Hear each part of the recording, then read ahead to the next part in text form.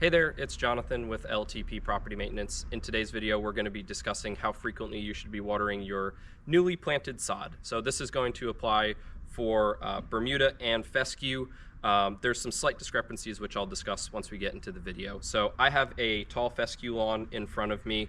This is a cool season grass, which means it's going to be at its peak performance during the cooler times of the year. Here in North Carolina, that's typically starting around mid to late September and going on through about mid to late April. When watering your new sod, it's very important that we're keeping the soil moist underneath, not completely drenched or super muddy, and not dry. So I have a video which I discussed how to properly gauge your soil moisture, so definitely refer to that video if you're questioning whether you're watering too much or too little. This is just going to be a general guide as to how frequently you should be watering based on the norms of this type of climate. So once the sod is put down, we will water it in for you, whether it's using your existing irrigation system or a portable one that we've brought or that you've provided to us.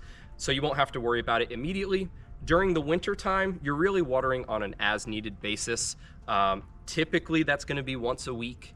You may need to water slightly more frequently than that if you're in a very sunny area or we're having very hot, abnormally dry winters. So about once a week during the winter.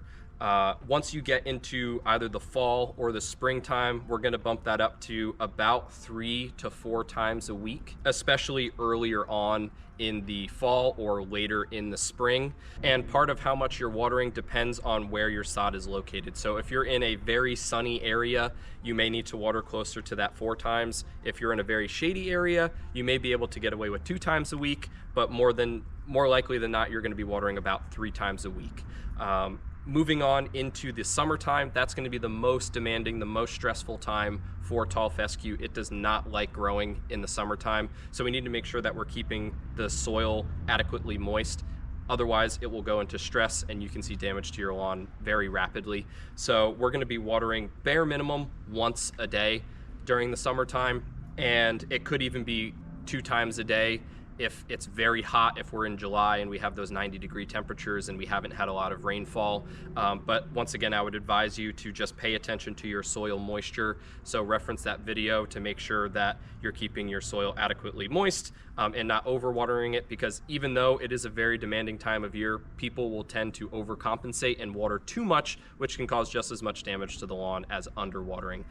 Now for Bermuda grass, we are kind of working in reverse in terms of the seasons, but the watering is fairly similar. So Bermuda grass is going to thrive the most during the late spring, early fall, and most during the summer.